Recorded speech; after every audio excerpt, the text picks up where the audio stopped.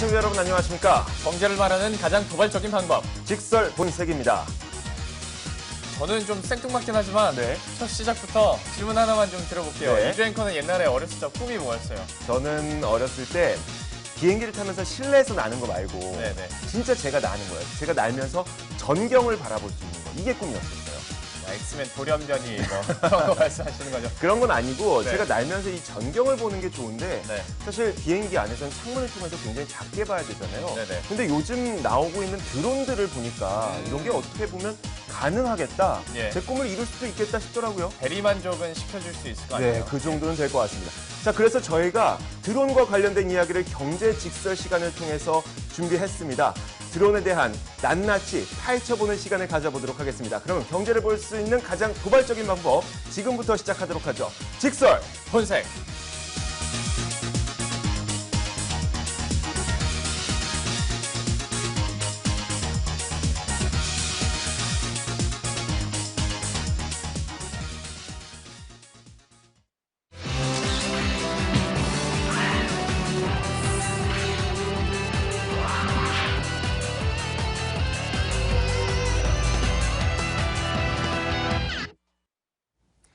경제가 이렇게 쉬울 수 없다. 경제가 이렇게 시원할 수 없다. 경제가 이렇게 색다를 수 없다. 경제 직설 지금부터 시작합니다. 자, 오늘 김종효 전문위원 그리고 김영롱 앵커와 함께하겠습니다. 어서 오세요. 안녕하십니까? 네. 안녕하십니까? 자, 반갑습니다. 아유. 또 일주일 만에 찾아오셨네요. 네. 자, 오늘 저희가 어떤 이야기를 할 거냐면 드론에 대해서 이야기를 할 거고요. 미리 말씀을 드리자면 과연 우리나라 증시에서는 또 드론이 어떻게 지금 이 테마를 형성하고 있는지 실제 네. 투자해 볼 만한 건지 그런 투자의 팁까지 준비를 하고 있으니까 계속해서 채널 고정해 주시길 바랍니다. 자, 그럼 오늘의 주제가 뭔지 구체적인 주제 지금부터 확인해 보시죠. 자, 오늘 저희가 준비한 주제는 바로 이것입니다. 드론 어디까지 가봤니? 광고에서 좀 본 것 같지 않아요? 많이 봤죠. 네, 많이 봤죠. 네. 자, 그런데 일단 이거부터. 만약에 김종효 전문위원은 드론이 있다면 어떤 사업 한번 해보고 싶으세요? 뭐 돈이 돼야 되니까. 네. 사업이라는 게 돈이 돼야 네. 되니까. 왜 이렇게 서론이 기세요? 뭐 벌써 얘기하시려고? 뭔가 표정이 음침했어. 네. 아 그런가요? 근데 제가 하고 싶은 사업이라기보다는 정말 뭐가 돈이 될까를 좀 생각해봤더니 뭐 여행 뭐 이런 것도 돈이 되겠지만 네. 더 돈이 될 것 같은 건 이혼 전문 변호사, 네. 그다음에 흥신소 네. 이렇게 묶어서 그 안에서 드론 가지고 이렇게 불륜을 잡아내는 거. 파파라치처럼. 그렇죠. 이제 그런 게 가장 돈이 되지 않을까 뭐 그런 생각을 좀 해봅니다. 아이고, 이 얘기를 하시려고 그렇게 서론이 기셨어요. 지극히 현실적인 고민이었네요. 그렇죠. 네. 그러면 김영롱 앵커는요? 저는 한번 생각을 해봤는데 네. 잠깐 여행 얘기가 나왔잖아요. 네. 그러니까 가상 여행 대행 업체를 하는 거죠. 요즘 현대인들 너무 바쁘잖아요. 여행 네. 갈 시간이 없잖아요. 그러니까 나는 집에서 VR 기기를 이렇게 차고 있고 드론이 대신 내가 가고 싶은 여행지를 이야. 여행해 주는 거예요. 그러면 네. 뭔가 내가 대리만족을 할 수 있지 않을까라는 생각을 해봤어요. 저렴한 여행사들이 또 생겨날 수도 있겠네요. 그쵸. 괜찮네요. 자, 그런데 우리가 생각할 수 있는 게 지금 말씀하신 게 대부분이 카메라로 촬영하는 거예요. 그러니까 항공 촬영. 네. 우리가 드론으로 항공 촬영 그리고 뭐 배송 이런 것들은 많이 들어봤잖아요. 근데 그게 다가 아니란 말이에요. 그러면 드론이 어떻게까지 활용될 수 있는지 제가 좀 준비를 해봤거든요. 네. 첫 번째로 준비한 게 다리를 만들 수 있는 드론이에요. 드론이 다리를 직접 만들어요? 다리를 만들 수 있는 드론. 되게 신기하지 않나요? 아, 신기해요. 아, 네, 제가 표정이 전혀 안 신기하다. 아, 신기해요. 전 신기합니다. 네. 가르쳐주세요. 제가 한번 화면을 준비했는데 한번 네. 보세요.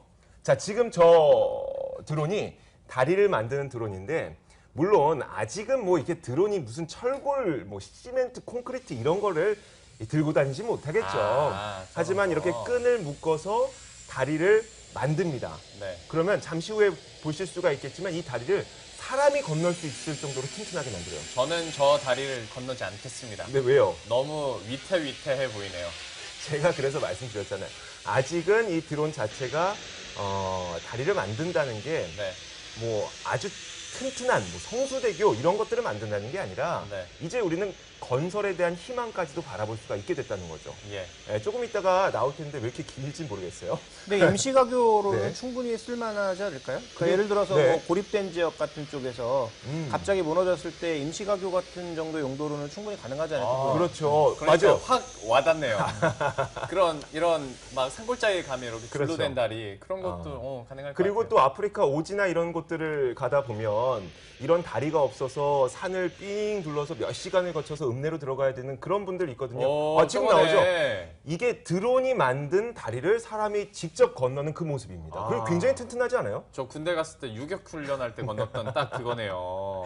굉장히 남성분들이 싫어할 만한 사업에 응용이 되고 있습니다. 야, 근데 진짜 네. 아이디어 좋네요. 저렇게 만든다는 것 자체는 진짜 다리가 될 수 있겠네요. 그렇죠. 이 정도 다리까지는 임시 가교까지는 가능하니까 일단은 건설에 대한 우리가 희망을 좀 봤었던 네. 거고. 그리고 또 한 가지 새롭게 이용될 수 있는 드론이 있어요. 또 한 가지는 뭐냐면 이 잠수함 드론이에요. 이거는 상관없는 하늘을 것 같아요. 날아가다가 네. 물에 안착을 하더니 물속으로 들어가서 잠수함으로 변신을 합니다. 오. 자, 지금 보여드릴게요. 자, 지금 보시는 것처럼 이렇게 계속 날아가요. 날아가다가 이 드론이 물로 이따가 차분히 나오겠죠? 들어간다. 차분히 들어갑니다. 제가 좀 빨리 편집해달라고 그렇게 신기하네요, 이거. 근데 말씀드렸는데. 진짜. 네. 자, 이러더니 이제 자세를 바꾸기 시작해요. 드론이 조금씩 자세를 바꾸기 시작하더니 잠수는 못 하는 거예요? 아니요, 이제 곧 잠수하는 장면이 나옵니다. 오, 자, 들어간다. 네. 자, 지금 이 장면이에요. 지금부터 고개를 틀기 시작하죠. 자, 이렇게 돼서 프로펠러로 앞으로 나아가게 됩니다. 저건 좀 탐나네요. 괜찮죠? 네. 그런데 단순히 하늘을 나는 드론이 바다를 누빈다고 해서 그냥 신기하다 여기에서 끝낼 게 아니라 네. 조금 심각해질 수도 있지만 우리가 그 예전에 사고 있잖아요. 세월호를 한번 떠올려 볼게요. 그때 첫 번째로 가장 많은 사상자가 냈던 것은 물론 이 배가 전복됐다는 것이겠지만 두 번째로 많은 사상자가 발생을 했던 거는 바로 그 수색 작업을 위해서 그리고 인양 작업을 위해서 잠수부들이 투입됐다가 그분들이 또 목숨을 잃었던 거거든요. 예. 그리고 이 물살이 워낙 거센 지역이다 보니까 이 잠수부들 그리고 수색을 하려는 분들이 쉽사리 그 장소까지 현장까지 도달하지 못했었어요. 그런데 네. 만약에 이 드론을 이용을 하게 되면 사고 현장까지 매우 빠르게 도달을 할 구조용으로. 수가 있고요. 예. 그리고 거센 물살에 상관없이 물속으로 들어갈 수가 있습니다. 그리고 대신 수색 작업을 해줄 수가 있으니까 추가적인 인명 손실도 줄일 수가 있게 되는 거겠죠. 카메라 촬영도 가능하고 카메라 촬영 가능하죠. 기술이 더 발전되면 물 밑에서 다리도 만들어줄 수 있을 거 아니에요? 네, 네. 저거 대단하네요. 네, 저거 이렇게 탐나네요. 새롭게 좀 이용될 수 있는 산업이 바로 드론이 굉장히 다양하게 이용이 될 수 있는데 저 문득 들었던 생각이 네. 바다를 드론이 갈 수 있어요. 바다를 드론이 갈 수 있느냐가 네. 무슨 질문이에요? 그러니까 네. 거리가 네. 한계가 있죠. 그래서 뭐 물론 어떤 용도로 만들어졌느냐, 누가 조정을 하느냐, 누구와 통신을 하느냐에 따라 달라지긴 하겠습니다만 네. 드론이라는 게 기본적으로 가격이 싸면 쌀수록 내가 컨트롤을 하고 있는 컨트롤 타워에서 멀어질 수가 없습니다. 네. 그러니까 저런 것도 분명히 이 거리의 한계라든지 이런 것들이 있는 거죠. 그리고 아까 이제 보여주신 게 바다로 들어가는 것까지 신기했지만 저게 과연 몇 기압을 버티느냐도 또 중요한 거죠. 아, 그렇죠. 그래서 내려가면 내려갈수록 물의 기압이 이제 기하급수적으로 수압이 올라가기 때문에 맞아요. 그것을 버텨낼 수 있을 정도의 강도의 로봇을 또 만들어낼 수 있냐도 관건이고요. 그래서 그러겠네요. 보여주신 건 굉장히 신기했지만 네. 저걸 이제 실사용하는 데까지는 좀 시간이 많이 필요하지 않을까라는 생각도 들고요. 네. 네. 또 하나 이제 저걸 보면서 드는 생각은 드론이라고 하는 게 단순하게 우리가 생각했던 하늘을 나는 것이 아니라 지금 우리가 얘기했던 AI, 로봇 산업 이런 여러 가지 것들과 어떻게 시너지를 이루느냐가 더 관건이라는 거죠. 그래도 저 잘 찾은 건 맞죠? 네, 아주 신기하긴 했습니다. 네. 3주 만에 처음으로 칭찬을 받은 것 같습니다. 그러니까요. 그러니까 제가 김영롱 앵커한테 물어본 거는 네. 우리나라에서 만약에 드론을 날리고 싶다면 어디서 날릴 수 있는지 법적으로. 방금 봤던 것처럼 바다로 드론이 투입될 수 있는지 그런 게 좀 궁금해요. 실제 이 활용이 가능하냐는 거죠. 솔직히 말씀드리면 네. 바다에서 드론이 법적으로 가능한가에 대해서는 전 구체적으로 알아보진 않았습니다만은 현재 우리나라가 이런 드론에 대한 규제가 좀 빡빡한 편인데 네. 물론 요즘에 완화를 하고 있긴 하지만 이런 분류하는 드론을 분류하는 허용이 되는 분류가요. 농업, 촬영, 관측 분야예요. 네. 그러니까 굳이 이제 넣자면 뭐 촬영이나 관측 분야로 넣을 수는 있긴 한데 네. 아직 뭐 이게 활성화가 되지도 않은 상태다 보니까 아마 이거에 대해서는 제가 법제화가 안 된 걸로 알고 있고요. 네. 아직까지는 하늘길을 통제하느냐 마느냐 뭐 그 정도로는 규정화되어 있는 걸로 알고 있어요. 그러니까 아마 그게- 우리나라에서 네. 안 될 수밖에 없는 게 우리나라는 지금 어쨌든 남북이 대치 상태인 거고 네. 휴전 중인 상황이잖아요. 네. 그러니까 저렇게 하늘에서 바닷길로 들어가서 자기 마음대로 돌아다니는 것 자체가 아마 안 될 거예요. 그래서 그렇겠네요. 뭐 좀 그 북쪽, 그러니까 북방 네. 한계선 있는 그쪽 부근에 뭐 바다에서 움직인다. 그럼 이거는 저게 레이더에 잡히는 정도의 크기는 아니라고 보여집니다만 어쨌든 그렇죠. 레이더에 잡히게 되면 뭔가 좀 심각한 그런 상황이 올 수도 있잖아요. 그래서 네. 군대에서 오인할 수도 있고. 네. 안 그래서 잡혀도 문제인 거잖아요. 그리고 안 잡혀도 문제죠. 아, 그래서 그렇죠. 뭐 그런 부분을 고려해 보면 우리나라에서 아마 지금 법상으로는 안 되지 않을까 생각이 되네요. 알겠습니다. 제가 또 한 가지 드론을 준비했는데요. 그것도 한번 보죠. 많이 하셨네요. 네, 오늘 준비 좀 많이 했어요. 자, 이번에 준비된 그 드론은 무슨 드론이냐면 혹시 그 영화 127시간 기억나세요? 그 고립된 거 그렇죠. 가지고 그 오지를 좋아하는 오지 탐험을 네. 좋아하는 주인공이 오지를 막 그 여행을 하다가 아무도 없는 골짜기 바위 골짜기 사이로 지금 나오는 이 영화죠. 네, 저거 진짜 바위 골짜기 사이로 떨어지더니 결국 실화잖아요, 저거. 그렇죠. 네. 127시간 동안 고립됐다가 목숨이라도 살려야 되겠다고 해서 자신의 팔 한쪽을 끊고 예. 이 살아 나온 네네. 그것을 영화로 만든 게 바로 이 127시간 영화죠. 예. 그런데 제가 이번에 소개해드릴 그 드론을 보시게 되면 네. 이런 분들도 목숨을 구할 수 있겠다. 그리고 이런 분들도 쉽게 구조될 수 있겠다라는 걸 느끼실 수 있을 거예요. 왜냐하면 이번에 소개해드릴 드론은 이름이 크레바스 조난 드론입니다. 네. 그러니까 우리가 빙하에서 이런 좁은 틈새를 크레바스라고 부르잖아요. 이 크레바스에 드론을 날리게 되는 거예요. 아. 네. 그런데 이 드론이 지금 보시는 것처럼 드론이 날아서 들어가는데 보이는 원형 탈이 있죠. 네. 이런 좁은 공간에서 드론이 날기에 가장 어려운 이유가 날개가 벽에 부딪힌다거나 위에서 뭐가 떨어졌을 아하. 때 추락 사고가 발생한다는 말이에요. 예. 그럼 결국 이 드론이 자신의 역할을 다 하지 못해요. 예. 하지만 이런 원형 테두리와 뼈대를 갖고 있다 보니까 이런 좁은 공간에서도 전혀 문제 없이 비행을 할 수가 있습니다. 그러면 이 127시간처럼 그리고 크레바스에 빠져서 목숨을 잃으시는 분들도 꽤 많은 걸로 알고 있는데 그런 분들도 아마 많이 목숨을 구할 수가 있겠죠. 근데 이제 저거는 좋은 그런 기술이긴 하나 네. 앞으로 AI가 조금 더 발전해서 지금 드론의 형태가 공간을 인식하는 건 아니거든요. 네. 공간 인식하는 게 아니라 말 그대로 뭐 전파를 쏴서 되돌아오는 것이든지 아니면 일정 부분의 그 기술, 그러니까 조종하는 사람의 그 기술을 이용해서 가는 건데 네. 만약에 이제 공간 인식 같은 거 기술들이 좀 더 빠르게 다가오게 되면 저걸 아예 공간으로 인식해서 크기만 작으면 어디든지 돌아다닐 수 있는 거죠. 그러니까 그건 아마 그 전 단계, 지금 당장 쓰기 위해서 만들어낸 뭐 중간 단계가 아닌가라고 볼 수가 있겠습니다. 네, 알겠습니다. 자, 그러면은 우리가 진짜 이 드론을 이용하기 위해서는 사실 규제 법망 안쪽에서 우리가 그 벗어날 수가 드론을 없죠. 이용해야 되지 않습니까? 네. 현재 우리나라 규제가 어떤지 좀 정리해 주세요. 그러니까 아이디어가 굉장히 많이 나왔잖아요. 네. 좀 신기한 것들도 많고 그런데 현실적으로 우리가 조정하기는 쉽지 않은 것이 사실입니다. 물론 네. 규제가 나쁘다는 건 아닌데요. 네. 현재 아무래도 선진국이 규제 쪽으로는 조금 더 완화가 돼 있어요. 네. 특히 미국이나 영국, 유럽 쪽에서 이런 완화가 조금씩 풀리다 보니까 우리나라 같은 경우에도 지난 18일에 제 15차였나요? 제5차 규제개혁 네. 장관 회의에서 드론 산업, 전체적으로 신산업에 대한 규제 완화 정책을 내놓았었는데요. 우선 기존의 농업, 촬영, 관측 분야에만 제한이 돼 있었어요. 네. 드론 산업이. 그런데 이거를 좀 더 넓히면서 국민 안전이나 안보에만 걸리지 않으면 네. 신사업으로 추진할 수 있도록 해주겠다. 그래서 아. 지원금도 더 늘려가고 네. 있는 상황이고요. 그래서 사업을 조금 더 다양화할 수 있도록 그리고 정부 측에서도 우리가 선진국보다 더하면 더했지 네. 덜한 규제 완화는 하지 않겠다. 그러니까 어. 더 문을 열어주겠다. 네. 계속 얘기를 하고 있는 스탠스고요. 그러다 보니까 이제 구체적으로 하나하나 좀 얘기를 해드리자면 25kg가 좀 많이 기준이 돼요. 미국 같은 경우에도 25kg까지 지금까지 제한을 했었는데 네. 지금 이 제한에 대해서도 더 완화시켜야 되는 거 아니냐라고 논의가 이루어지고 있고 네. 우리나라 같은 경우에도 25kg 이하의 드론을 활용할 경우에는 기존의 법인 뭐 3천만 원, 개인 4,500만 원 사업 자금을 갖고 있어야 막 사업할 수 있고 그랬었는데 이런 게 다 완화가 됐어요. 그러니까 소자본만으로도 지원을 할 수 있도록 네. 규제가 완화되고 있는 부분이고요. 그리고 전체적으로 뭐 조정 인력 양성 계획도 더 밝히고 있는 양상이고 여기에다가 뭐 비행 승인, 기체 검사 면제 범위 뭐 이런 것도 기존에는 네. 12kg까지밖에 안 됐거든요. 네. 근데 이게 25kg까지 뭐 늘어나면서 좀 더 활용은 많이 돼요.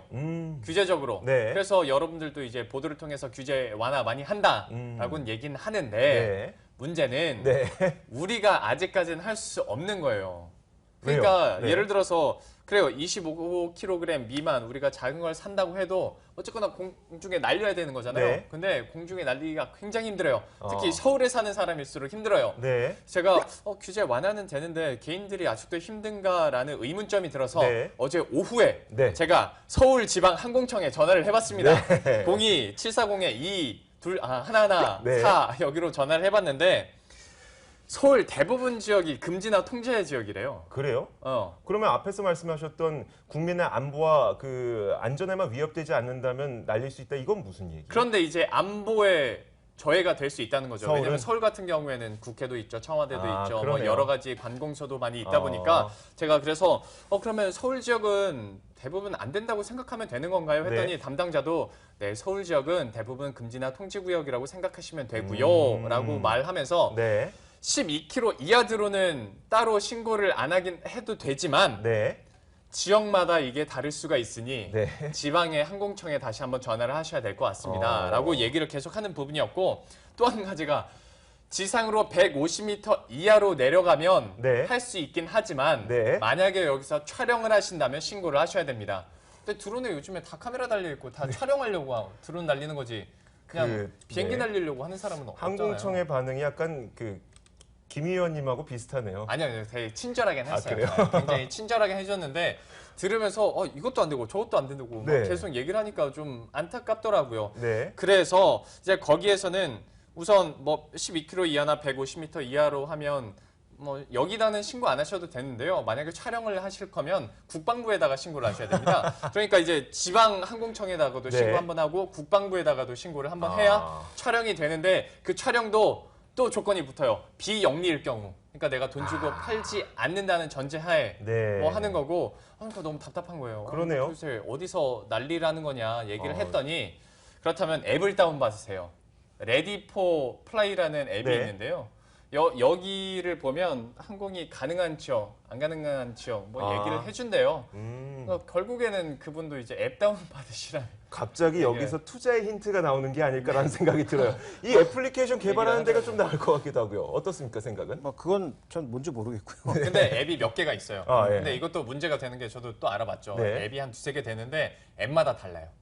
그래요? 된다는 데 있고 여기가 된다는 데 있고 안 된다는 데 있고 막 그럼 그러다 보니까 그 개발자분들도 정확하게 그 법의 그 한도가 어디까지인지 그게 아주 계속 바뀌고 네. 지금 정부 쪽에서도 뭐 규제를 풀어준다는데 우리나라 이제 규제 이런 거의 가장 큰 문제점은 부서 간의 협력이 잘 안 된다는 네. 거죠. 자기들이 이게 조금만 침해받으면 서로 책임 떠넘기기만 하고 협력을 안 해주니까 네. 그런 부분들 때문에 아마 앱 만드시는 분도 정확하게 어디서 어디까지가 허용이 되고 뭐가 바뀐 것인지에 대한 판단이 쉽지 않다라는 거죠. 네. 또 이게 또 아까 저 방금 전에 말씀해 주셨지만 지역으로 내려갔을 때 지역이 또 다를 수가 있거든요. 맞아요. 그러니까 결국은 중앙정부 쪽에서 컨트롤 타워가 아직까지는 제대로 좀 뭔가 갖춰지지 않은 것 같은 그런 느낌이 들고요. 그래서 실제로 이 드론이 우리가 생각하는 것만큼 정말 활발해지기 위해선 좀 많은 부분들이 필요하다. 근데 이거 우리뿐만 아니라 미국도 마찬가지죠. 네. 왜냐하면 드론이라고 하는 게 어떤 용도로 쓰이냐에 따라서 살상용 무기가 될 수 있는 맞아요. 상황이잖아요. 네. 그래서 뭐 테러용이라든지 이런 걸로 쓰일 수 있는 상황이기 때문에 드론 산업이 앞으로 발전하기 위해서는 굉장히 좀 많은 여러 가지 요소들이 필요하겠다. 그래서 실제로 투자와 관련돼서 좀 주의점이 많이 필요하다라고 좀 개인적으로 보고 있습니다. 네. 관련주들도 네. 굉장히 많아요. 관련주 많은데 실제로 관련이 있어요? 저는 관련이 있는 기업들이 분명히 있죠.